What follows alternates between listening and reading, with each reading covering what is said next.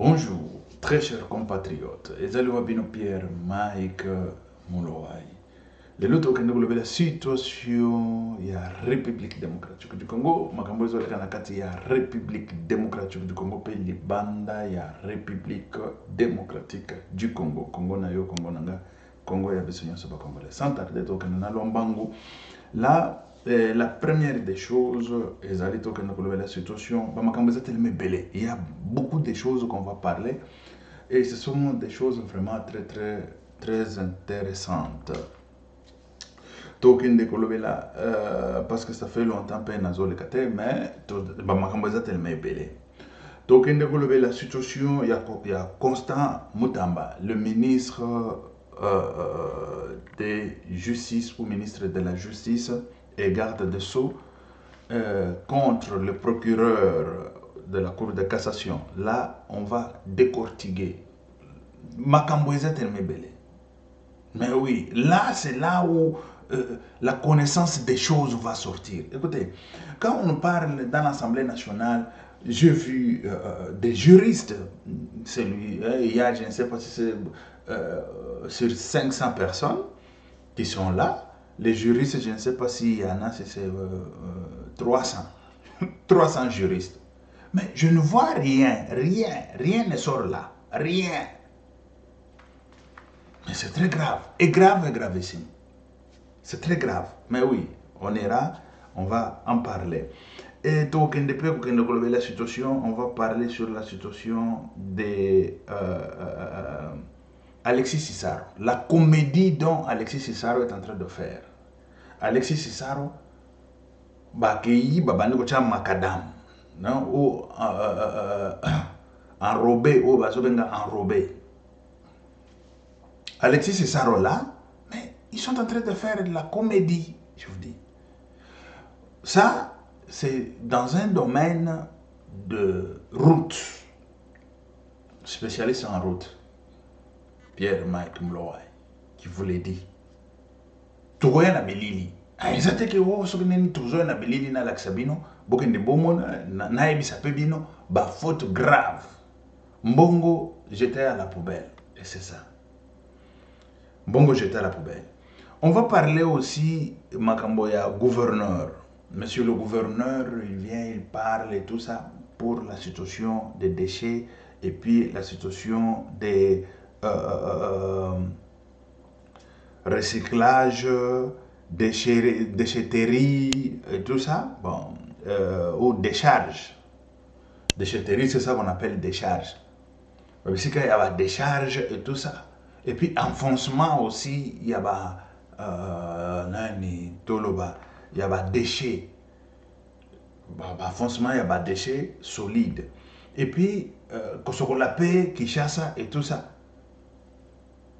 Et puis, situation il y a Mbongo, Oyo, au financement qui va venir de la Banque mondiale. Mais c'est la comédie. C'est la comédie. Je l'ai toujours dit, la comédie. Et comment il fonctionne? Tout d'abord, Banque mondiale, très chers compatriotes, les appréciés. Banque mondiale, ils n'ont pas un spécialiste en déchets. Mais oui, ils n'en ont pas. C'est comme si vous donnez un enfant malade, vous donnez un mécanicien. Pouvez-vous traiter mon enfant parce que je vois que vous traitez des voitures, vous pouvez traiter mon enfant. Et c'est ça. C'est la comédie, cette comédie-là. Et c'est ça la République démocratique du Congo. Mais lorsque vous traitez, vous donnez l'enfant qui est humain à un mécanicien, que ce soit mécanicien d'auto, mécanicien d'avion, mécanicien je ne sais pas de quoi, mécanicien d'auto ou mécanicien d'avion, il va te dire, écoutez, moi je connais les tours des moteurs. Quand le moteur a des tours comme ça, par seconde, ce qui veut dire les chevaux a tel nombre de chevaux. C'est comme ça. Il ne peut pas te dire que le cœur de l'enfant par minute, il doit battre combien de fois. Mais ça, c'est réservé au médecin. C'est le médecin qui sait le cœur de l'enfant par minute doit battre comme ça, combien de fois. Le cœur d'adulte, combien de fois. De vieillard, ça doit battre combien de fois pour que ce soit normal. Mais vous donnez ça à un mécanicien de pouvoir consulter le cœur d'un adulte ou le cœur d'un vieillard ou d'un enfant. c'est la maladie mentale en République démocratique du Congo. Ou la malaria qui bangungi yo baswa ka batuana bangungi baswa swa bangoti ko mutu et si tikala malaria et beta kana bango kakabo. Je vais vous montrer tout d'abord ici. On a parlé ici de Makamboya, la réunion avec Banque mondiale. Mais pouvez-vous me dire dans la Banque mondiale, est-ce qu'on peut engager quelqu'un qui est spécialiste en déchets solides? Parce que là-bas, c'est une spécialisation tout à part. Dans la banque, là, ce sont des spécialistes en gestion, spécialistes en finance, spécialistes je ne sais pas en quoi.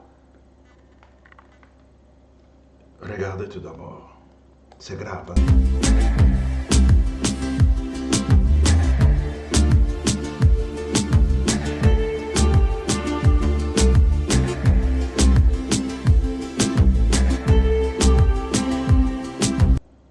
Comment se fait-il que les gens de la Banque mondiale, ils peuvent être dans la, je ne sais pas, dans la gestion des déchets de la République démocratique du Congo?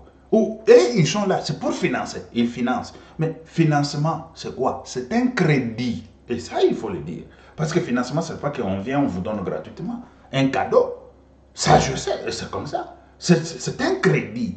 Crédit, ce qui veut dire, il faut rembourser avec des intérêts.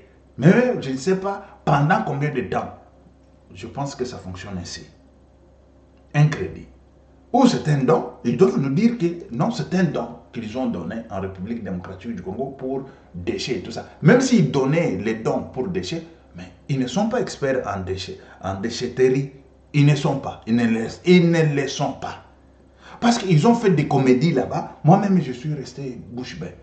Il y a une seule personne qui a osé au moins de recadrer des choses, mais on n'a pas pris ça même en compte. On n'a pas pris ça même en compte.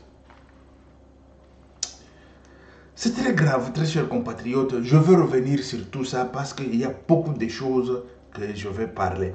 Et puis, je vais parler d'un individu. Un individu très intelligent. Écoutez, est-ce que vous m'avez déjà vu venir ici vous dire que celui-ci il est intelligent, l'autre il n'est pas intelligent, l'autre... Mais non. Le Guili là, c'est maître, c'est pasteur Guili. Mais oui, c'est quelqu'un de très intelligent. Ça, si vous comprenez ce qu'il dit, vous allez comprendre, non, ça c'est l'intelligence extra. Il a de l'intelligence que lui-même ne sait même pas. Et puis les gens ne savent même pas décortiquer que celui-ci est intelligent. Des erreurs qu'on a fait en République démocratique du Congo. Écoutez, la première dame, elle a fait là-bas, je ne sais pas quoi, pour des bourses, pour donner la bourse aux étudiants. Ce n'est pas le pourcentage qui fait un étudiant brillant. Bon, souvent chez nous, de toutes les façons, même partout en Europe, on se fixe sur le pourcentage fait à l'école. Mais l'enfant, il doit être productif. Productif à la République démocratique du Congo ou au pays. C'est pour ça qu'on est en train de donner des bourses aux enfants, qu'ils aillent étudier ailleurs, qu'ils nous amènent l'intelligence d'ailleurs, qu'ils nous amènent l'expertise d'ailleurs pour développer le pays. Mais lorsque les enfants, il ne fait que partir, il n'y a personne qui nous amène l'intelligence d'ailleurs pour pouvoir développer le pays. C'est très grave. C'est-à-dire que votre travail est nul. Mais oui, votre travail est nul. Je demande l'association des premières dames. L'association là, moi, je demandais là-bas les aides pour me former dans l'ingénierie, de déchetterie, de l'eau, de tout ça. Bon, ils ont refusé. Mais je pose la question à cette association. Combien des étudiants qu'ils ont envoyés à l'extérieur et puis ils sont venus, ils se sont développés au pays et puis ils ont développé le pays. Moi, je peux vous donner un exemple. Quand on dit que des routes ont des problèmes en République démocratique du Congo, ça vient de l'eau, c'est moi. Ça fait plus de 10 ans que je suis en train de démobiliser sur ça. Mais aujourd'hui, la République démocratique du Congo, il me doit de la reconnaissance. Mais oui. Il me donne la reconnaissance. C'est moi. Aujourd'hui, toute la République sache que toute la République est au courant que avec de l'eau, ça ne fonctionne pas avec des routes. C'est moi. On y va. Et après, je viendrai vous dire ce que je veux vous dire. Moi aujourd'hui, je me demande, je vis au pasteur Guili sortir là-bas, demander des euros, 3 euros, 5 euros, à gauche, à droite et tout ça. Bon, parfois, on donne en cantimini avec les noms des autres et tout ça. Mais là derrière, tous ceux qui sont rémunérés en République démocratique du Congo avec de grands salaires et tout ça, ils sont ministres, ils sont ceci, cela, patata, patata. Ils ne peuvent pas au moins finir cette histoire-là de ce monsieur. Même pas ça. La famille seulement de Tshisekedi, la famille de Tshisekedi, ils ne peuvent pas au moins dire, ah, Guili, Otambolakana, Jipi Asika, Yangoy. Il mérite, ce garçon-là, il mérite, je l'appelle garçon, bon, droit d'aînesse, c'est toujours droit d'aînesse. C'est droit d'aînesse, oui, voilà, il est plus vieux que moi, oui, droit d'aînesse. Mais on y va. On ne peut pas donner au moins quelque chose à ce monsieur-là, on dit, ce monsieur ici et tout ça. Mais non, c'est grave en République démocratique. Quand je vous dis que c'est grave, c'est gravissime. Écoutez l'intelligence de cet homme.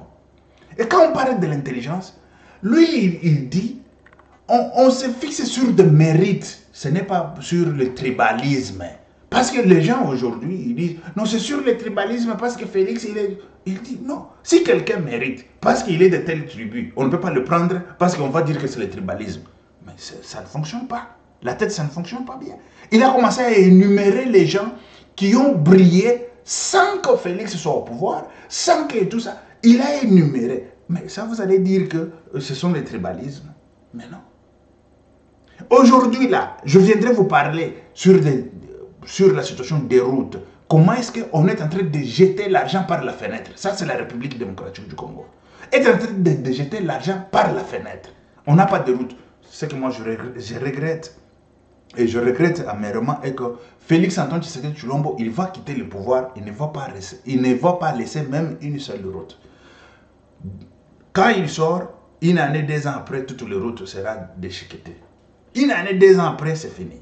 Tout sera détruit. C'est ça que moi je déplore.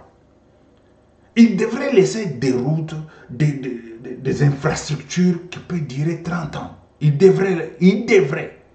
Et ça, moi, je mérite ces places et je vais travailler pour la République pour que cela se réalise. Et là, on va dire, le tribalisme, c'est mérite. Mérite. Suivez Guili, pasteur Guili. Le Tshisekedi tribal azolukaka bandekone bakasaye baluba makavaye mais mutoyo azwa nomination saeleka partina salama akasaye te na moko c'est Martin Fayulu yaka to travail mutoyo azwa nomination ça passe partina salama na RTNC bakongole nyonso bamoni te baobenga Martin Fayulu baya bakavaye Fayulu abina oyate maboko ne tondi makila bongo nzoto ya moto oyo yate yamba ya nani soki ya faci loboko bongo nzoto ya moto oyo yate yamba tisepande komitera bafomente eloko moko balobi tata bakepesa ngo na bino oyo mbeki so omoni président mbeki bapengana ye na anc bapengana ye na mokonzi so otali kosi aze wana babayasa bato oyo mwaka un président tribal autour na ye kaka bandeko ne baluba ndakile bango wana patati patata ndeko mitoyebi lelo ntango bakosala débat autour ya baluba moi je ne suis pas kassayen na makila ndeko miti biso ovanda awa biso te bato toyebisa nabengango nini nabengango garnison ya basala ya nzambe oyo bakolomine bazalaka bakasayen de committant. Donc, pendant la première, il commence à 16e. Donc, je sais que nous avons ça qui va pour nous, que la main TV, pour nous, pour nous, amen, donc, je sais que nous avons ça qui papa, mieux. Soit pour voir la première, comme ça, il faut je sais que nous avons fait Marcelo, il y a la deuxième dominé, donc la temple est amenée pour Samoulouba. Je sais que nous avons fait professeur de l'université, pour la majorité de l'Union sur vous les Kazaïens, pour bien les Bandonanda. Je sais que nous avons mis ça là, nous sommes à Congolais. Que le père y a musique moderne en Moka la Bisso à Zakasayen. Je sais qui nous avons que dans ma grande boxeur, il y a commandant Saïd, il dit le commandant Chicago, je m'appelle Sanabajino Makabou, au Juna Bakole Maye, Basaka, je sais que nous avons fait Moutoula, nous avons militaire et histoire. Comme le Kabalibayo, comme le Kamanunda, comme le Kabasamuel Eto. Kole kama Mache, kole kama Patrick Mouma, kole kama Youssouf Fofana, kole kama Touana tout. Kole kama Sud-Africain oyo. Ah, Sud-Africain nani, petit numéro 9. Kole kama biso de na kana na kite kalewa. Donc, je sais que nous avons ça là Moutoula, le Koufana yo, mais pas pour dominer kayo teti pour wande bana muluba. Je sais que nous avons ça grand carré, il y a une musique moderne. Pour ça, nous avons Kassayen. Je sais que nous avons ça dominer la NBI Ikuna, pour ça, nous avons Kassayen, pour le Moussou et le Néré. Donc, je sais que nous avons ça dans la Salvatore de la Patia, nous avons souffert, non. Et ça, particularité des comités là, oh, il y a la musique, le tribalisme et ça, c'est la question anatole. Donc, les comités là, pas de le pas failli. C'est ça là. Et ça, problème de la Tshisekedi. Et ça, problème que ce que Tshisekedi a monté, puis nous avons besoin de ça. Très bien. Nous avons besoin de les comités là, nous avons besoin de quoi c'est quoi mon idée à cause de sa lutte contre la réalité. Il y a mon idée, c'est quoi la démarche tout. Les communistes, elles ont professionnel à calculer bien quoi. À mon moment, il n'y a pas de travail à Kassayen.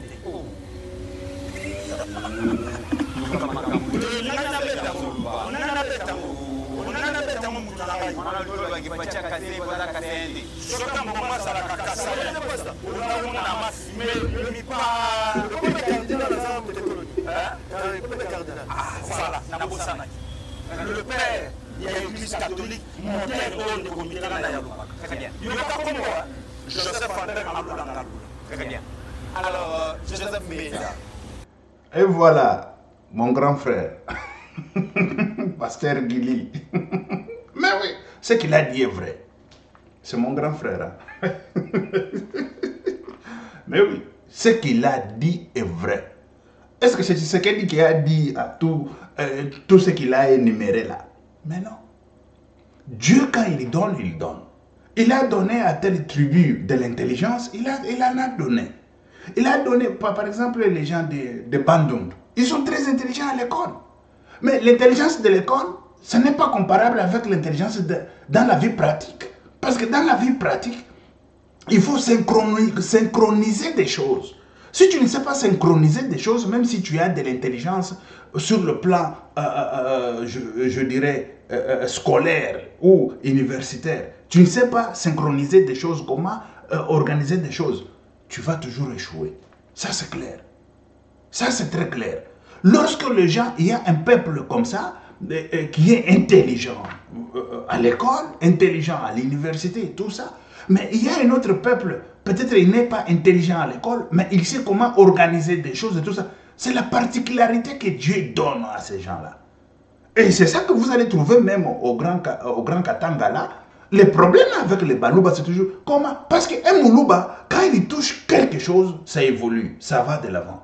Mais c'est lui qui est natif de cette terre. Quand il touche, ça ne va pas. Il commence à les Malouba, Bokende, on ne fait pas de vous. Pourquoi? Parce que lui, il croit que si le Moulouba n'est pas là, lui, il va réussir davantage. Mais aussi longtemps, Moulouba, il part.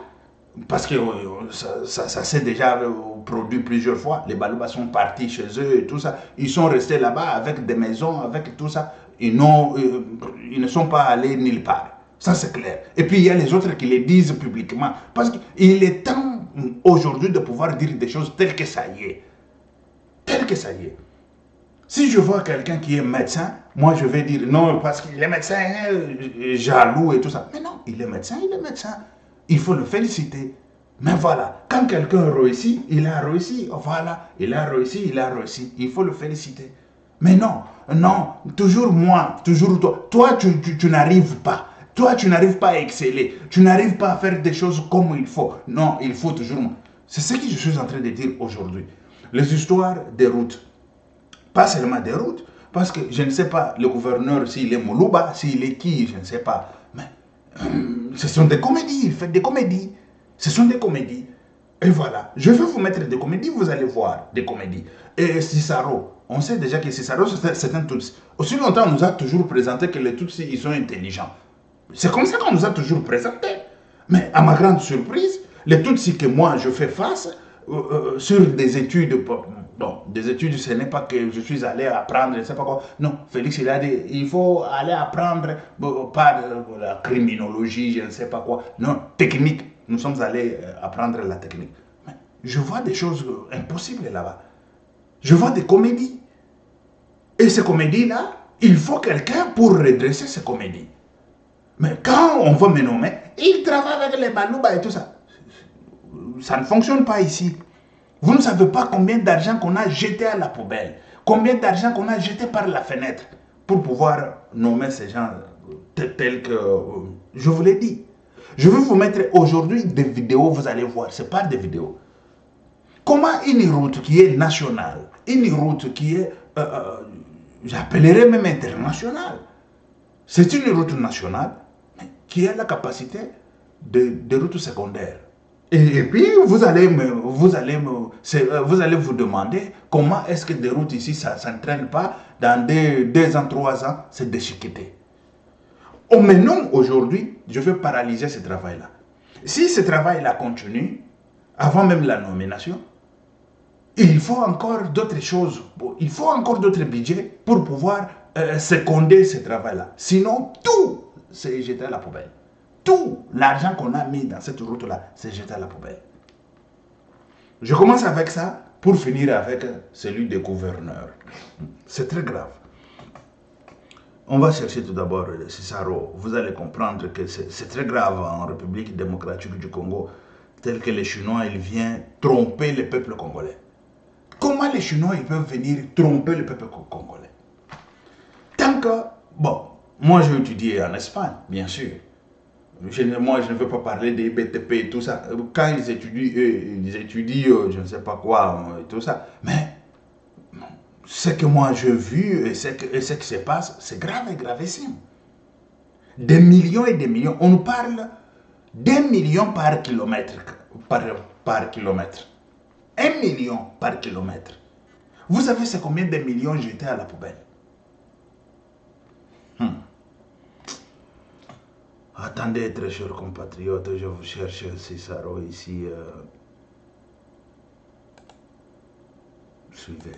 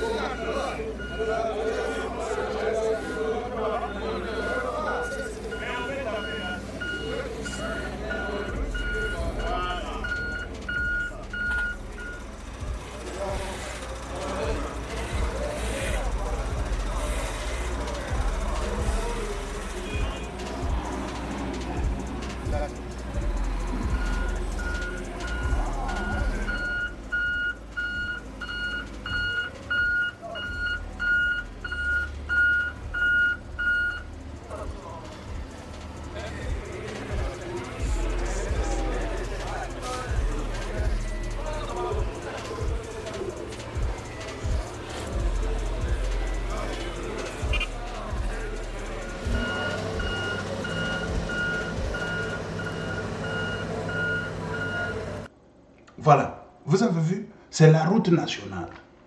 La route nationale, dont nouvelle route qu'on a fait derrière là. Nouvelle route qu'on a fait derrière là. Ça s'appelle comment encore, je ne sais pas. Attendez, je veux voir un peu les noms. C'est quoi encore oui, ici, c'est Bec. Ah, attendez. Bon, je n'ai pas vu. Oui, j'ai perdu ce que j'avais ici. Voilà. Bon, on y va. La route là, vous connaissez la route nouvelle route qu'on a fait derrière là, qu'on a fait derrière pour aller vers l'aéroport et tout ça. Voilà. Et c'est ça. Et cette route, et puis il vient, il touche le macadam, je ne sais pas si c'est macadam ou enrobé et tout ça, il touche, il part et tout ça. Mais il ne voit même pas que cette qualité, pas même, on ne parle même pas sur la qualité des matériaux, non. Parce que la qualité des matériaux, comme c'est déjà dans l'enrobé, c'est un peu difficile de pouvoir savoir quels sont des matériaux. Parce que si je veux parler des matériaux, j'en ai déjà parlé. Des matériaux. Bon, là, on ne parle même pas tout d'abord des matériaux. On va parler des matériaux après. On parle tout d'abord sur la qualité des routes. Quand tu regardes la qualité des routes, ce n'est pas une route nationale. Ce n'est pas digne d'être une route nationale. Même route secondaire, il faut que ce soit une route secondaire qui va se déchiqueter, dans quelques jours. Ou route secondaire, qui, là où il n'y a pas beaucoup de trafic. Route secondaire, d'où il y a 3 véhicules qui passent par jour. Et c'est ça. Envoyons comme ça avec des yeux. Comme ça seulement avec les yeux. Mais le ministre, il est là. Le ministre, il est là, il vient, il touche, et tout ça, voilà. Et des techniciens, tout ça. Tous ces gens-là, pouvez-vous me dire, ils sont derrière le ministre, tous ces gens-là, pourquoi, ils sont qui, ils sont quoi? Ce sont des techniciens, ce sont des... Je veux comprendre. Je veux comprendre, il y a si c'est 100 personnes derrière lui. Hein. Mais ils sont... Et puis il a fait la déclaration. Hein. Non, on a commencé à mettre enrobé, ceci, cela. Hein? Monsieur le ministre, ça c'est la route, l'argent jeté à la poubelle. Les camions vont passer là-bas. Les camions avec charge. Ça passe 2-3 fois, c'est fini. La route n'est plus. Ça passe 2-3 fois, la route n'est plus. Je ne parle pas sur la situation de, je dirais, assainissement, parce que chez nous, quand on parle des routes, comme ils savent déjà que, bon, tel que moi-même, je l'ai sensibilisé, j'ai sensibilisé la population que la route meurt ou la route se détruit à cause de l'eau. Ça, ce sont des facteurs parmi d'autres facteurs. Et si je dis des facteurs parmi d'autres facteurs, il y a plusieurs facteurs qui font que la route ne résiste pas. Il y en a tellement beaucoup. Il y en a tellement beaucoup. Et cette route, si je veux parler sur la situation d'assainissement, l'assainissement, je dirais que c'est à 100%, c'est très bien. Pourquoi? Parce qu'il n'y a pas l'eau qui stagne. Même si on a fait avec des briques pleines, il n'y a pas de l'eau qui stagne. Ce qui veut dire, lorsqu'il pleut, l'eau directement coule. Là, il n'y a pas de problème. Il n'y a pas de problème. Des problèmes, souvent, c'est là où il y a de l'eau qui stagne. Là où il y a de l'eau qui stagne. Mais ici, là, il n'y a pas de l'eau qui stagne, ce qui veut dire que l'assainissement est très bien fait. Sans problème. Parce que l'eau ne va pas rester là-bas pendant longtemps pour que ça donne l'humidité dans la fondation de la route maintenant. Mais on y va maintenant sur la qualité des matériaux maintenant. La qualité des matériaux, bon, la fondation, on ne l'a pas vu, comment est-ce qu'on l'a fait. Mais ce que moi, je suis en train de parler, c'est sur la situation tout d'abord de la route telle qu'on le voit, comment est-ce qu'on est en train de mettre l'enrobé, on est en train d'arranger tout ça. Directement, c'est la qualité d'une route secondaire. Et une route secondaire qui n'a pas trop de trafic. Une route secondaire qui a trop de trafic, ça c'est nul. Ce n'est même pas pour une route secondaire. Bon, on parle maintenant sur la qualité. La qualité des matériaux, les matériaux de granulage qui se trouvent dans l'enrobé là. Si ce sont le même granulage, donc on est en train de mettre dans la fondation, ça je vous dis que c'est déplorable. Je l'ai toujours dit. C'est déplorable, c'est encore pire. Parce que j'ai déjà constaté que des pierres là, ce ne sont pas des pierres très très résistantes. Ce sont des pierres, si tu écris comme ça s'écrit comme une craie. Hein? Comme une craie, et puis ça s'épuise. Quand je dis ça s'épuise, ça finit comme ça. Ou ça finit, ou ça reste pour poussière. Quel type de granulage qu'on doit mettre dans l'enrobé pour pouvoir résister au camion de 10 tonnes, 20 tonnes? De tonnellage qui passe matin, midi, soir. C'est très grave. Je vous dis que c'est grave. Et ça, ils sont là au pouvoir, je ne sais pas quoi. Ils vont partir et laisser, je ne sais pas. Moi, je commence à comprendre que, mais c'était quoi? Peut-être Moïse Katumbi aussi, il voulait construire à son temps, mais il n'a pas pu à cause de la technique ou des techniciens qui étaient mauvais. Ou c'est quoi? Vous comprenez déjà. Je commence déjà à tourner la tête et c'est quoi? Parce que Félix, il veut construire. Mais des techniciens, ils sont mauvais. Ce sont des Chinois. Hein? Ce sont des Chinois. Mais vous avez vu ce qu'ils sont en train de faire? Ce n'est pas toute la première fois. Ils le feront et ils vont le faire encore et encore dans l'avenir. Lorsque nous et nos enfants ne vont pas étudier, ils ne vont pas savoir qu'est-ce qu'il faut, qu'est-ce que nous voulons en République démocratique du Congo, si on n'envoie pas nos enfants à nous aller étudier à l'extérieur pour venir avec l'expertise, c'est grave, c'est très grave. C'est très grave. C'est très grave. Et on le fait, écoutez, la Deuxième Guerre mondiale, lorsque ça finit, on a fait un institut là pour des combattants. Les gens qui veulent construire la France, les gens qui veulent être dans la France. Et c'est ça c'est une école supérieure qui a créé plusieurs leaders en France. Plusieurs leaders en France. Et ça, on n'avait pas construit pour quiconque. Non, c'est aujourd'hui que ça devient pour quiconque peut aller étudier là-bas et devenir ce qu'il veut. Et c'est aujourd'hui que vous allez voir qu'il y a un président qui ne vient pas de cette école. Mais cette école, à cette époque, c'était construit pour les combattants. Voilà une erreur monumentale dont Félix a fait. Au lieu de prendre les gens qui ont combattu avec lui, les mettre dans ceux qui veulent étudier, il faut les envoyer d'aller étudier, parce qu'ils veulent construire la République et tout ça. Non, il a pris de n'importe quoi, de n'importe qui et tout ça. On a fait là-bas des associations de mamans, première dame, on envoie, je ne sais pas quel enfant aller étudier, je ne sais pas c'est où. Les enfants là, ils vont étudier, je ne sais pas quoi et quoi. Ils reviennent ici au Congo là-bas, sans suite, sans quoi. Voilà des erreurs monumentales. Des erreurs monumentales. Et ça, je le disais même dans l'armée. Aujourd'hui, on n'a pas l'armée. Pourquoi? Des erreurs monumentales comme ça. Je le disais, Félix gère la République. Félix, l'armée doit être structurée. Félix et tout ça. Aujourd'hui, on n'a pas l'armée.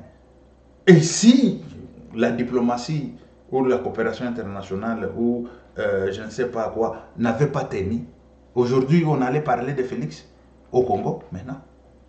On n'allait pas parler de Félix. Si la diplomatie n'avait pas tenu,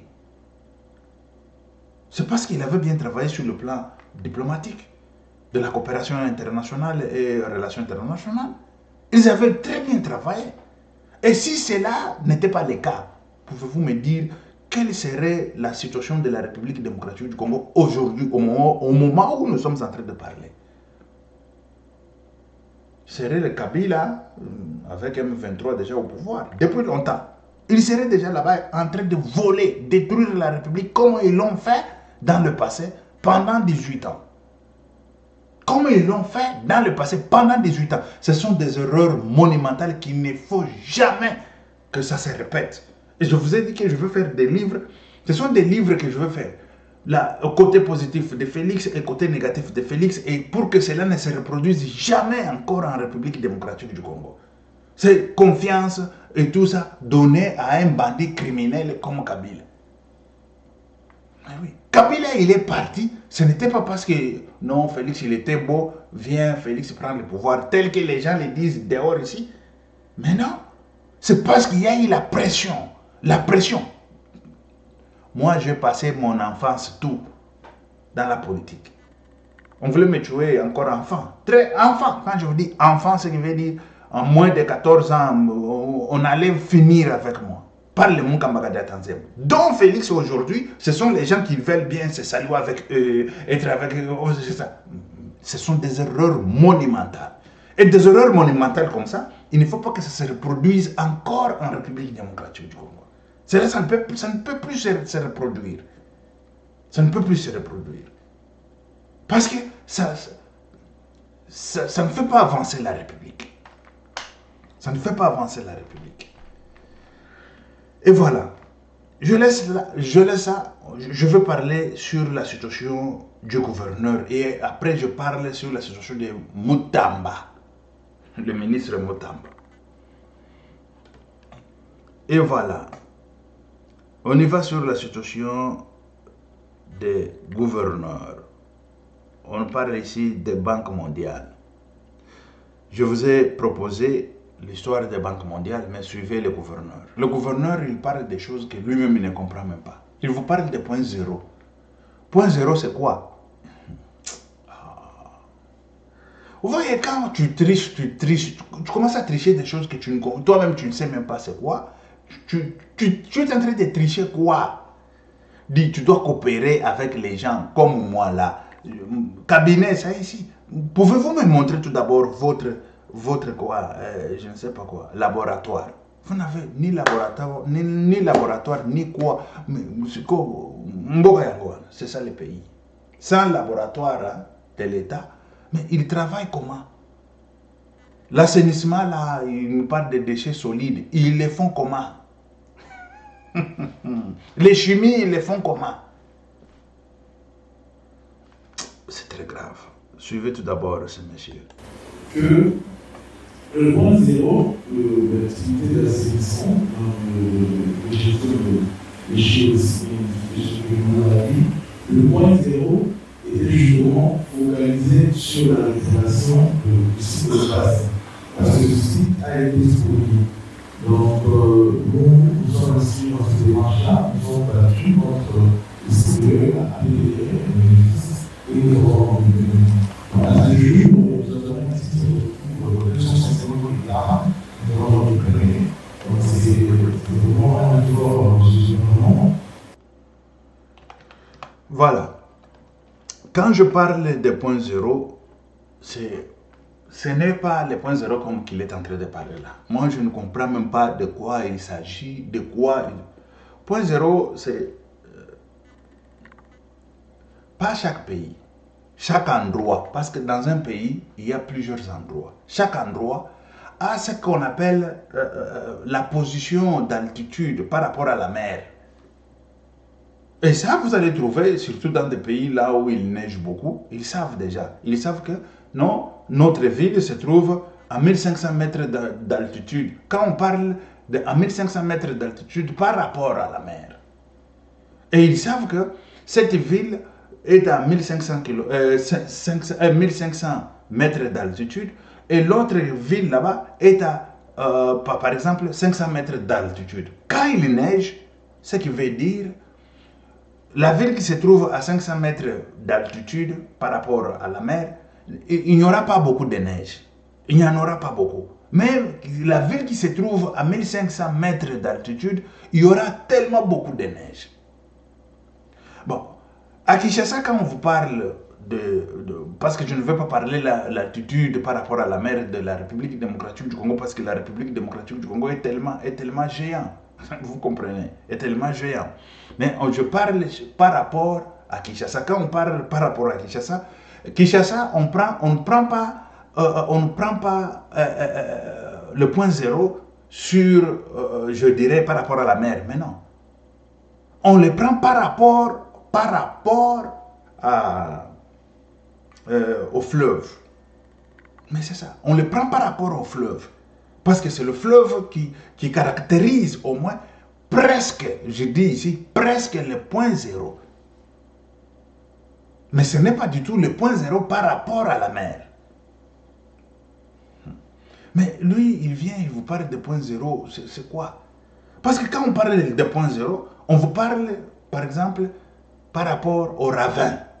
Parce que le ravin ne peut pas passer le point zéro. Mais là où ça vient, quand vous voyez le ravin comme ça, 30 mètres, 40 mètres, mais les 40 mètres là, ça ne peut pas passer le point zéro. Ça ne peut pas passer par rapport à notre fleuve. Mais ça, c'est l'ingénierie. Ça ne peut pas passer par rapport à notre fleuve.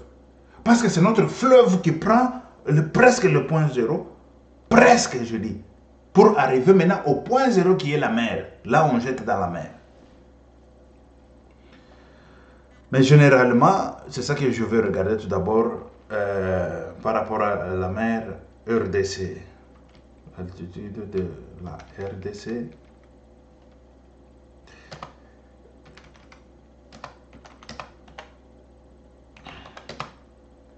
De la RDC par rapport à la mer. Ce qui est Kobima.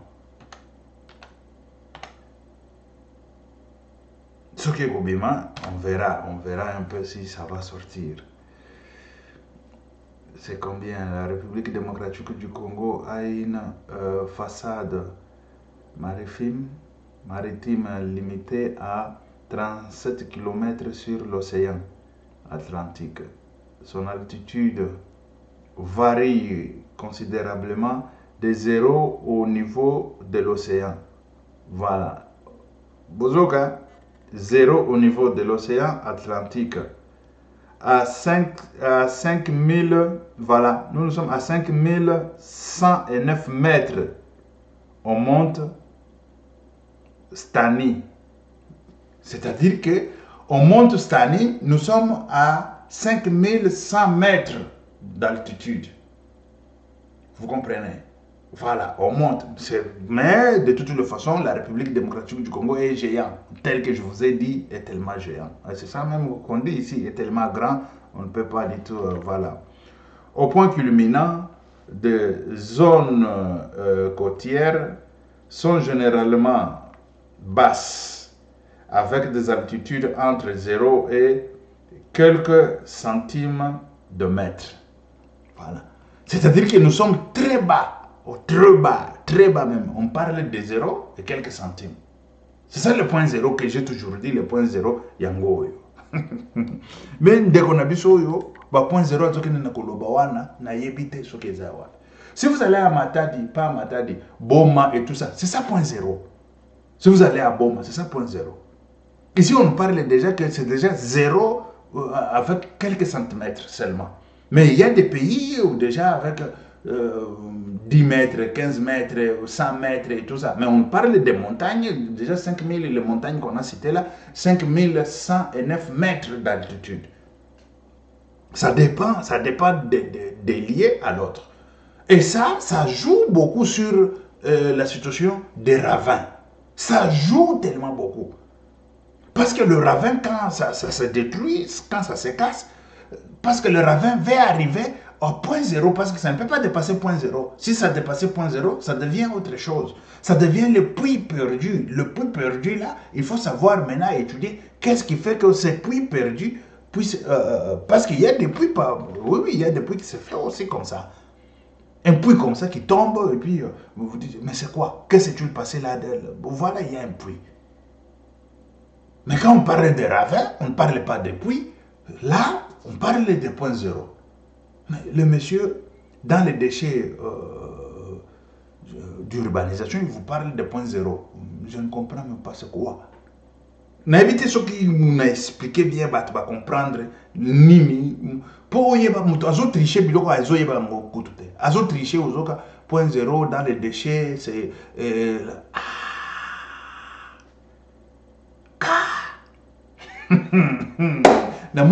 attention que aux autres qui gouverneur en tricherie.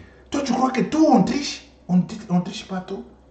Et maintenant, il y a d'autres, ici là, il y a d'autres, je dirais, il y a d'autres choses qu'on peut faire, mais je ne peux pas les dire. Parce qu'il va tuer les gens. Il va tricher comme ça d'emblée. Il prend, il triche, il fait, et puis il tue les gens. Il ne sait pas pourquoi on le fait. Pourquoi on a dit que non, cette approche est bon et tout ça. Lui, il va prendre l'approche dans les blocs comme ça. Il exécute l'approche et puis il tue toute une population. Il va tuer la population. Parce qu'il y a plusieurs approches. Et qu'on peut profiter de cette approche pour faire d'autres approches. Et tout ça, qu'est-ce qu'on peut faire? Voilà. Et si je le dis ici publiquement, lui, il va prendre cette idée de bloc comme ça et puis il va aller au Bomabatu. Batu bakokufa. Batu babandi kokufa pe bakoye bateke bazo kufane. Mais c'est lui. C'est lui. Monsieur le gouverneur, tu vas tuer les gens. Parce qu'il y a plusieurs approches que je pensais déjà dévaler ici. Mais si je dévalais ces approches, toi tu vas prendre brutement. Tu prends brut comme ça, tu fais, et puis tu commences à tuer les gens. Tu commences à tuer les gens. Les gens vont mourir matin, midi, soir, ils ne savent pas qu'ils sont en train de mourir quoi. On y va. Je vais vous laisser entendre leurs experts. Il y a un individu qui a au moins commencé à dire des choses au moins un peu correctes. Mais pour eux, ça, ce n'était pas leur problème. Ce n'était pas leur problème. Ces études qui ont été menées, parce que ces études ont été menées à Kinshasa. Et nous connaissons bien la situation de Kinshasa. Et on a l'autorité provinciale ici. Lorsqu'on veut parler vraiment de financement, il y a un facteur important que j'estime aujourd'hui pour nous qui avons l'état de la voirie. Il faut évacuer les déchets vers les centres d'enfouissement technique. Si on a une bonne voirie, du centre-ville vers Passa aujourd'hui, c'est une vingtaine de kilomètres. Donc ce paramètre est très important dans la faisabilité financière de ce que nous sommes en train de faire. Deuxièmement, au niveau du centre d'enfouissement technique, il y a 2-3 années, je suis allé vers Passa. Je ne sais pas si la situation avec le projet qui est là, si ce centre, la situation était améliorée. Pour moi, il ne s'agit pas des centres d'enfouissement technique. C'est un mouvoir où, aujourd'hui, nous allons déposer les déchets qui sont de tout venant, c'est-à-dire tout dedans. Et avec toute la chimie qui se passe à ces lieux, avec l'état de l'environnement à ces lieux, nous sommes dans des terrains totalement sablonneux. Je voudrais savoir si on a intégré dans ce que nous sommes en train de faire, avoir réellement un centre d'enfouissement technique. Ce n'est pas une question, c'est une suggestion. Voilà. Ce qu'il a dit, il a dit des choses. C'est ça même la spécialisation des déchetteries. C'est ça même la spécialisation des déchets, c'est ça. Parce que vous prenez les déchets, vous ne savez pas la composition des déchets. C'est quoi ça? Il y a l'intoxication, il y a des rayons laser, je ne sais pas quoi, il y a je ne sais pas quoi. C'est ça même, c'est ça, la chimie. Mais pour eux, ce n'est pas un problème. Les déchets, il faut aller enfoncer quelque part. Vous allez enfoncer. Ce n'est pas tous les déchets qu'on enfonce. C'est vrai qu'en Europe, il y a ce qu'on appelle incinération. L'incinération des déchets. Eh bien, ce n'est pas tous les déchets qui sont aussi incinérables. Il y a d'autres déchets qui ne sont pas incinérables. Entre autres, les déchets de destruction de toutes les maisons que vous êtes en train de faire là. Des maisons anarchiques et tout ça, des constructions anarchiques et tout ça. Vous les jetez où? Parce que ce sont des déchets qu'on ne peut pas, qui ne sont pas incinérables. Vous le mettez où? C'est ça c'est autre type de déchets. Mais nous avons, parce que quand on parle de déchets solides, mais ça, ce sont des déchets solides, non? De tout ce que vous êtes en train de détruire là, des maisons anarchiques et tout ça, des constructions anarchiques. Mais vous le mettez où? Et puis, des déchets maintenant comme des plastiques et tout ça, gauche-droite et tout ça, vous le mettez où? Vous allez les enfoncer où? On n'enfonce pas tout. On n'enterre pas tous les déchets, je ne sais pas si c'est tous les déchets. On n'enterre pas. On n'enterre pas tous les déchets. Il y a des déchets qu'on enterre, ce sont des déchets toxiques. Tout d'abord, le niveau de toxication, ça dépend aussi des niveaux. Ça dépend aussi des niveaux. Et là, c'est là où vous allez trouver, il y a des déchets industriels, la différence entre les déchets industriels et les déchets d'urbanisation. Mais en République démocratique du Congo, quand on vous parle de déchets, on vous parle de tous les déchets. On vous parle de tous les déchets solides. On vous parle de tous les déchets solides. Mais on ne vous parle pas de quel type de déchets. Des déchets industriels ou des déchets d'urbanisation. Et que fait la différence entre les déchets industriels et les déchets d'urbanisation? Parce que les déchets d'urbanisation, il y a très peu de déchets qui sont toxiques. Il y a très peu de déchets qui sont toxiques. Mais en République démocratique du Congo, nous avons des déchets qui viennent dans des quartiers industriels tels que Limité et tout ça. Il y a des industries là, des petites et moyennes entreprises, des grandes entreprises et tout ça. Tous ces déchets-là, quand on les prend à même titre que les déchets d'urbanisation. Quand je vous parle des déchets d'urbanisation, à même titre que les déchets de la rue, dont les gens sont en train de jeter par ici, par là. Et ils englobent tout et puis ils partent là-bas, incinérer, je ne sais pas même incinérer parce qu'ils ne peuvent pas incinérer. Il y a des grands pays qui n'arrivent pas à incinérer les déchets. Ce n'est que chez nous, là, la République démocratique du Congo. Quand je parle des grands pays qui incinèrent le déchet, ce n'est que l'Europe. Hein. L'Europe, les États-Unis d'Amérique, mais je ne sais pas, Inde. Bon, Inde avec je ne sais pas combien de millions d'habitants, je pense qu'il doit incinérer les déchets. Mais je ne sais pas. Mais plusieurs pays n'incinèrent pas les déchets. Ça, c'est clair. Ça, c'est très clair. C'est une situation permanente dans plusieurs pays en voie de développement, même les pays qui sont déjà dans le développement. La situation des déchets. Les pays qui se trouvent déjà dans le développement. C'est une situation qui persiste. Une situation colossale, je dirais. Bon, c'est ça que je voulais expliquer à ce monsieur le gouverneur, qu'il est temps de pouvoir chercher les experts comme nous. Il est temps. Et c'est ça. Ne fais pas de bêtises. Tu vas tuer les gens. Tu vas tuer les gens.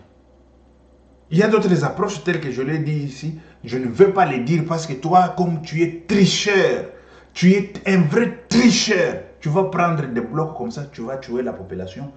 Et la population va commencer à mourir l'un après l'autre, avec la même maladie qu'on ne connaît même pas que ça vient d'où. Et par après, on va dire c'est la maladie de l'eau qui vient de l'eau. Mais comment expliquer? On ne sait pas comment expliquer. C'est le gouverneur ici qui a tué les gens. Et quand on incinère tout d'abord les déchets, on ne peut pas incinérer les déchets comme ça, en d'emblée. Pour incinérer les déchets, il y a des techniques. Et ces techniques, c'est tellement cher. Moi, je me demande comment est-ce que vous pouvez incinérer les déchets. Moi, je me demande. Parce que pour incinérer les déchets, il faut les couvrir, il faut les emballer pour que ça ne puisse pas contaminer. Ça ne contamine pas de l'eau souterraine. Mais vous enfoncez comment les déchets? Dis, je vais vous porter plainte, hein, on va t'arrêter. On va t'arrêter, toi, le gouverneur. Si on ne t'arrête pas à Kinshasa, même ici en Europe, je te porte plainte, on va t'arrêter. Ça, ce sont des crimes contre l'humanité. Les crimes contre l'humanité. Mais je suis expert en ça. Je fais les rapports, je dépose, tu viens ici, on te prend. On te prend, non? Et surtout s'il y a déjà des morts, c'est là. Je vais récolter toutes les maladies là, c'est lié à ça, à ça, à ça, à ça. J'amène. Vous badinez ou quoi? Vous gérez la République comme si vous voyez que vous êtes en train de gérer des imbéciles, je ne sais pas, des animaux là-bas qui ne diront rien. Et voilà. Ça, c'est la situation d'un enfoncement des déchets et tout ça. On ne peut pas enfoncer tous les déchets. Et puis quand on enfonce les déchets, on les protège. Et quand on protège les déchets, comment protéger aussi les déchets pour que ça ne contamine pas de l'eau souterraine? Ça, c'est très grave et gravissime.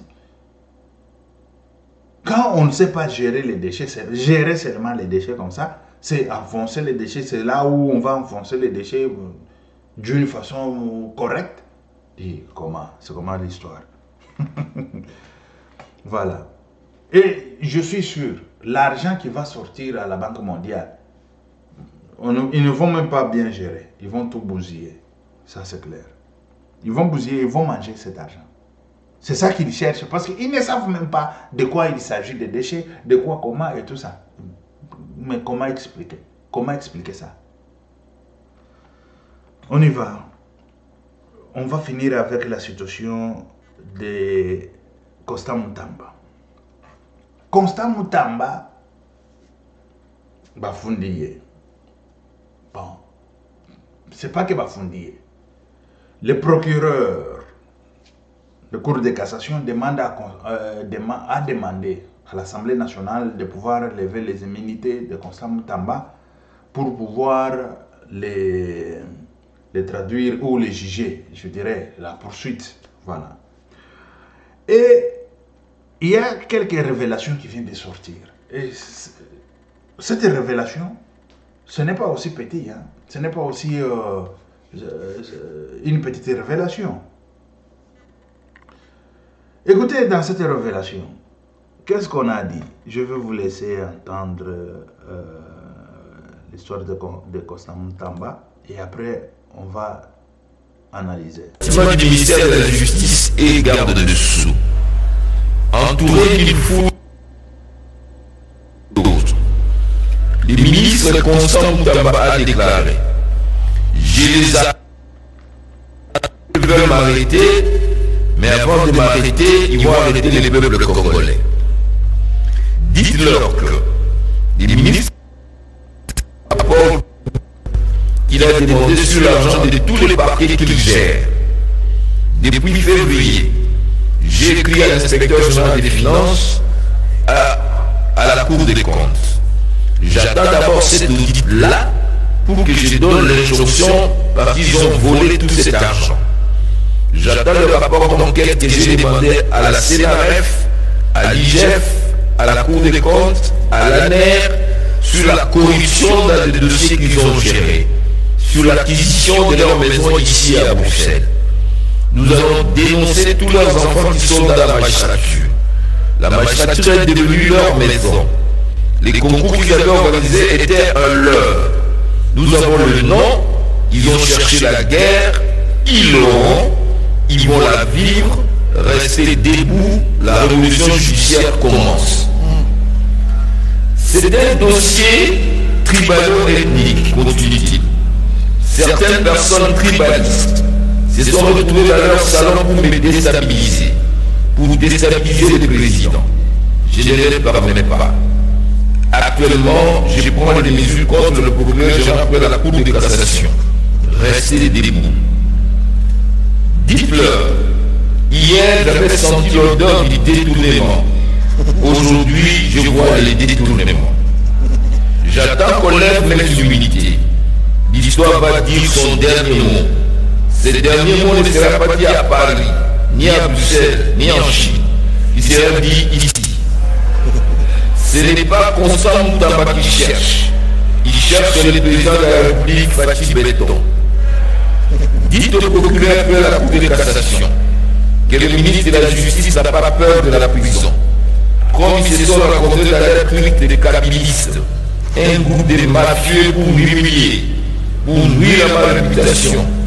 Allez leur dire que le Dieu de mes ancêtres sont plus forts que le leur.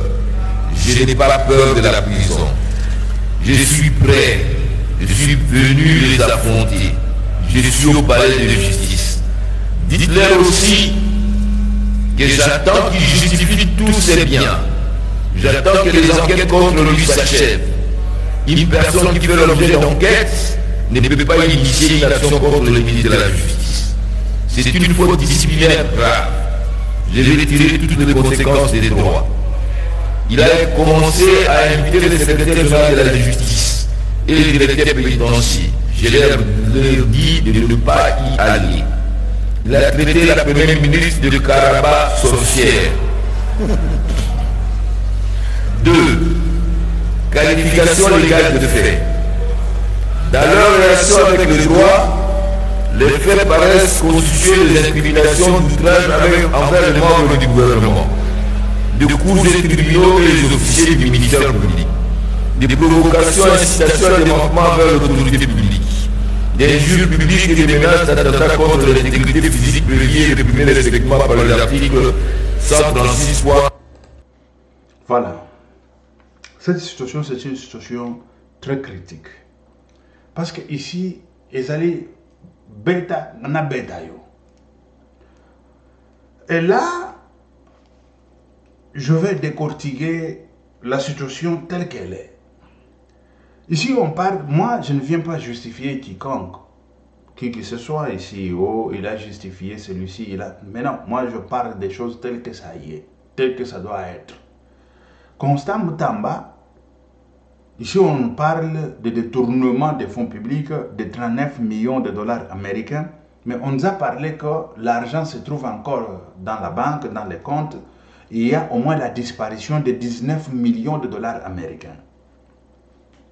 19 millions de dollars américains qui est disparu. Voilà. Cour de cassation, à leur tour, ils ont envoyé... parce que le ministre, il est député. Voilà. Ils ont envoyé à la députation ou à la chambre basse l'autorisation. Il a demandé l'autorisation d'enlever les immunités pour pouvoir juger Constant Moutamba. En tant que ministre, il est juste. On peut le juger et condamner. Mais en tant que député national ou provincial, on ne peut pas le condamner ou le juger sans pour autant lever les immunités. Et comme il est député, c'est pour ça qu'on a demandé pour pouvoir enlever les immunités pour qu'il soit jugé. Mais qu'est-ce qui se passe là-dessus? Parce qu'il y a double situation. La première est que Constant Moutamba, en tant que ministre de la Justice, il a engagé des enquêtes contre le procureur de la Cour de cassation, de plusieurs cours, bien sûr. Ça, c'est un fait. Ce n'est pas moi qui l'ai dit, c'est pour ça que j'ai mis la vidéo pourvu que les gens puissent comprendre ce qui se passe dans l'Assemblée nationale. Et ce que Constant Moutamba dit, il n'a pas menti. Il n'a pas menti, pourquoi? Parce que lui, c'est vrai qu'il y a un dossier qui pèse sur lui de détournement des fonds publics, bien sûr. Et cela ne lui donne pas la raison de ne pas être jugé parce que il est je ne sais pas, le chef de la justice ou le ministre de la justice et garde des Sceaux. Mais non, il doit être toujours jugé. Mais dans quel contexte? C'est ça le grand problème. Dans quel contexte on peut juger Moutamba? Ici, je parle, c'est un droit. C'est le droit. C'est clair. C'est très clair. C'est un droit. Constant Moutamba peut être jugé pas par les gens que lui est en train d'enquêter là-dessus. Ça, c'est clair. Lui, il était chef, pas chef de la justice. Ici, je suis très clair. Pas chef de la justice, mais chef des animateurs de la justice. Je ne sais pas si vous comprenez ce que je veux dire. Il était et il est chef, même jusqu'à aujourd'hui, il est encore ministre de justice et ministre de garde des Sceaux. Il est chef des animateurs de la justice. Et il faut arranger la justice. Il faut recadrer la justice. Il faut corriger la justice. Il faut remettre la justice à la place. Mais qui va le faire? C'est le ministre de la Justice avec le procureur, avec la procuration. Quand je parle de la procuration, je ne parle pas de la procuration qu'on est en train d'écrire. La procuration, les corps de procureurs et tout ça, les corps de la justice. Voilà. Pour bien expliquer, avec les corps de la justice et le ministre, ensemble, ils doivent savoir comment recadrer la justice. Mais lui, qui a commencé le premier à enquêter, s'il y a des preuves que lui, il a commencé le premier à enquêter sur le procureur de la Cour de cassation, mais le procureur de la Cour de cassation, à son tour, il ne peut pas lui aller juger Moutamba pour ses fraudes et pour des détournements de fonds publics. Bien sûr. Si cela est le cas, comme il fait l'objet déjà de l'enquête, il ne peut pas juger ministre. Il ne peut pas le juger. Pourquoi? Pas parce qu'il est ministre, mais non. En justice, lorsque vous voyez que le juge ou le procureur, il a quelque chose contre vous, vous pouvez demander de pouvoir changer le procureur. Mais ici, je dis très bien, de pouvoir changer le procureur. Pourquoi? Parce que il est de telle famille, vous avez des problèmes avec lui, vous avez ceci, cela, patati, patata, celui-ci, il ne peut pas me juger. Mais oui. Pourquoi? Parce qu'il a des sentiments déjà contre vous, ou des sentiments contre toi. Comment il va te juger et dire la loi? Mais non. Il va faire des choses parce que tu as fait ceci, tu as ouvert les enquêtes contre lui et tout ça. Moutamba a raison à ce côté-là. Je ne justifie pas Moutamba qu'il n'a pas volé. Je ne justifie pas que Moutamba n'a pas détourné de fonds. Mais dans ce cas, qu'est-ce qu'il faut faire? C'est là où se trouve un grand problème. Qu'est-ce qu'il faut faire? Mais dans l'Assemblée nationale, il y a des gens là, ils se disent, nous sommes, je ne sais pas, maîtres, ou nous sommes juristes, nous sommes je ne sais pas quoi. Il y a plein de juristes. Mais dans ce cas, je ne vois personne qui se déclare, qui essaie un peu d'éclaircir l'opinion publique. Qu'est-ce qu'il faut faire? Parce qu'ici, il y a déjà le combat entre le procureur de la Cour de cassation et le ministre qui est justifiable ou qui peut être jugé à la procuration, là, qui peut être jugé à la Cour de cassation. Tout un chacun est en train d'user son pouvoir contre l'autre. L'un use son pouvoir contre Moutamba. Moutamba aussi use le pouvoir contre le procureur. Et c'est ça. Comme c'est Moutamba qui avait commencé déjà des enquêtes contre le procureur n'a pas droit. Ça c'est clair. Quel que soit les lieux là où il est, lui donne le droit de pouvoir ouvrir les enquêtes contre Moutamba. Mais comme il fait l'objet déjà des enquêtes par Moutamba, il n'a pas droit. Ça c'est clair. C'est très clair.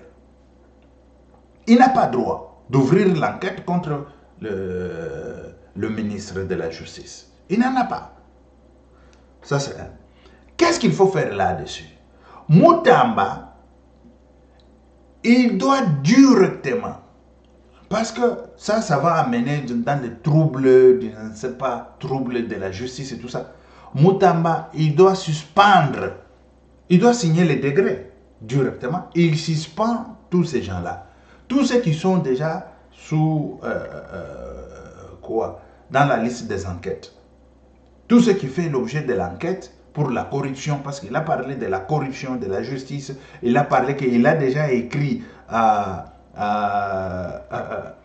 l'IGF, il a déjà écrit à l'ANER, il a déjà écrit à la Cour de cassation, à la Cour des comptes, il a déjà écrit par ici, par là, je ne sais pas quoi, par ici, par là, pour pouvoir faire des enquêtes concernant l'argent de l'État. L'argent de l'État. Que le procureur est en train de bouffer matin, midi, soir. Ça, c'est clair. Bon, et là, il faut déjà que Moutamba puisse suspendre tous ces gens-là, tous ceux qui se trouvent sous l'enquête. Il doit les suspendre.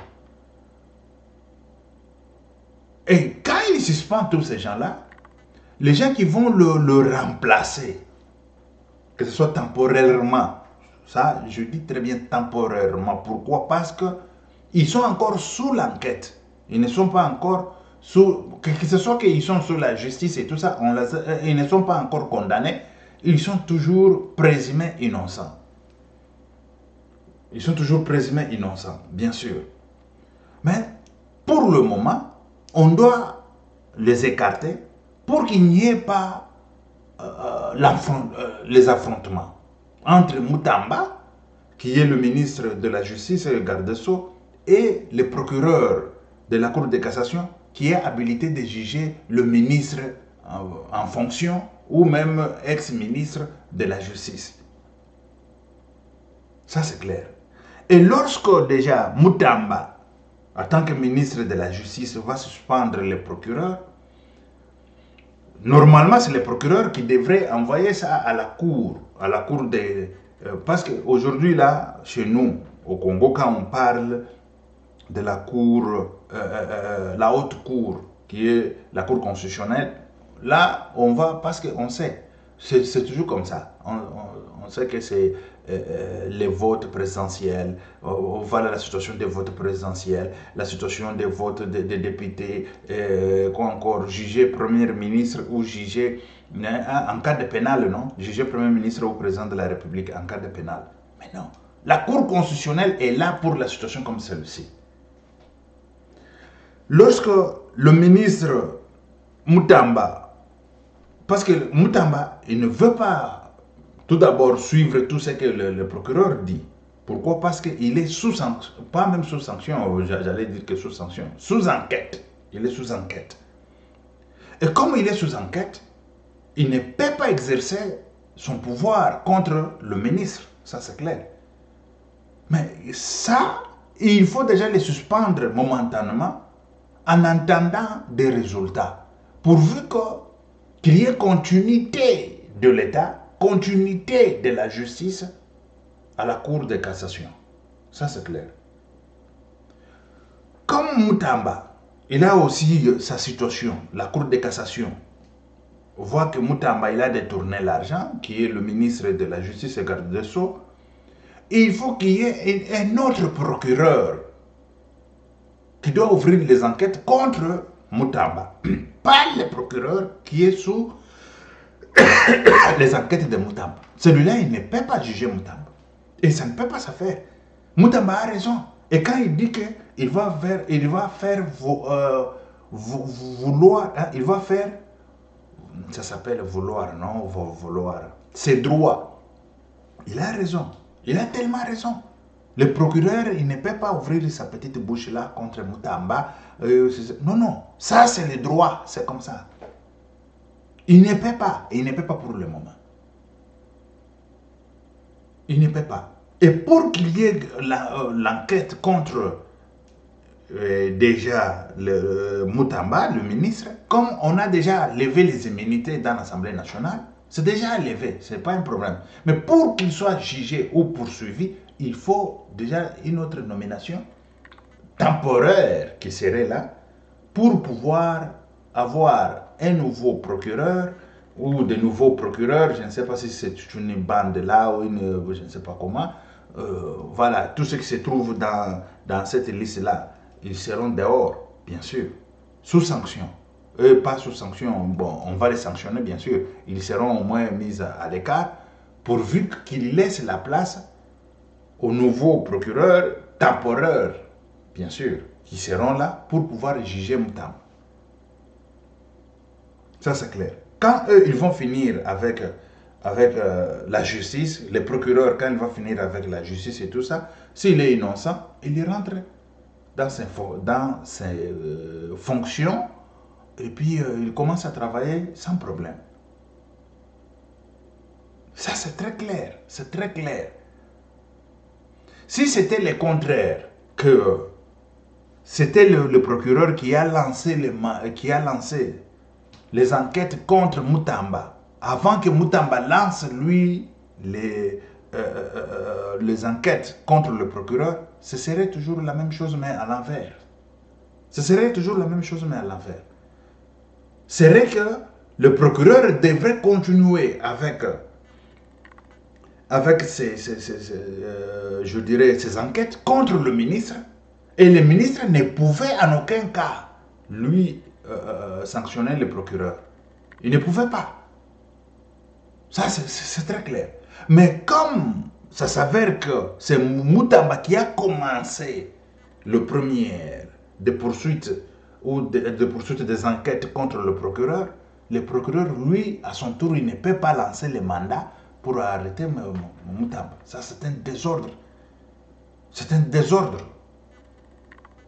Et Moutamba, ce qu'il doit faire est de pouvoir signer des sanctions contre le procureur.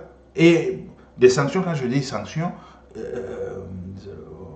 on peut les sanctionner, bon, comme ils veulent, je ne sais pas, ou le mettre à l'écart jusqu'à un nouvel ordre. Le nouvel ordre, c'est quand ça va finir des enquêtes. Parce qu'on parle ici des maisons achetées en Europe, ceci, cela, patati, patata. Ce sont des enquêtes qui prennent aussi du temps et tout ça.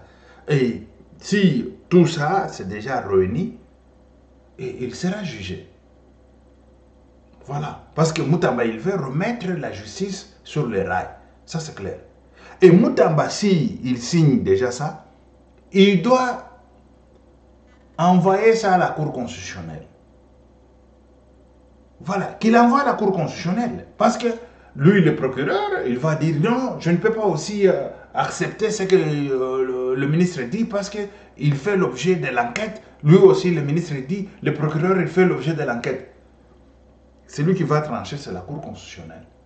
Ils envoient à la Cour constitutionnelle, c'est la Cour constitutionnelle qui va prendre les degrés de Moutamba, qui est le ministre de la Justice, pour le valider ou non le valider. Quand il regarde, il dit, mais non, c'est lui qui a commencé le premier, c'est qui? C'est elle, c'est elle. Il va valider ou pas? C'est celui qui aura au moins des choses à main, des preuves à main, pour pouvoir savoir qui a commencé des enquêtes avant l'autre. Celui qui a commencé des enquêtes avant l'autre, c'est la Cour constitutionnelle qui va lui donner la raison. Selon la loi, selon la Constitution. Ça, c'est très clair. Ça, c'est très clair. Parce que cette bataille, ça va finir à la Cour constitutionnelle. C'est la Cour constitutionnelle qui va trancher. Et Cour constitutionnelle, il va donner raison à Moutamba. C'est vrai que Moutamba, il a aussi ses dossiers de détournement. On va nommer d'autres procureurs. Ce sont d'autres procureurs qui seront là temporairement, qui vont s'attaquer pour juger Moutamba. Ce sont eux qui vont juger Moutamba, le ministre Moutamba, Constant Moutamba. Pourquoi? Parce qu'il fait l'objet aussi de poursuites ou l'objet d'enquête. Ça, c'est très clair. N'habitez ce qui vous comprendre situation d'Engezawan. Situation est ça le Lengawana. il faut pas suspendre le procureur wana. Il faut pas suspendre parce que la situation où il faut suspension à procureur, il y a cour, il y a cassation, va suspendre parce qu'il fait l'objet de l'enquête depuis longtemps. Quand il fait l'objet de l'enquête depuis longtemps, il ne peut pas s'attaquer au ministre. Mais oui, bien sûr que le ministre Azana Bambeba, il faut qu'on nomme un autre procureur temporaire qui peut s'attaquer maintenant au ministre pour le juger et puis faire ce qu'il faut faire. Ça, c'est très clair, comme de l'eau à boire. Ok, merci. C'était Pierre Mike Moulowai. Ok, merci. Ciao, à la prochaine.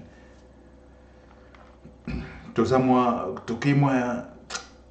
bon, excusez pour Nathan parce que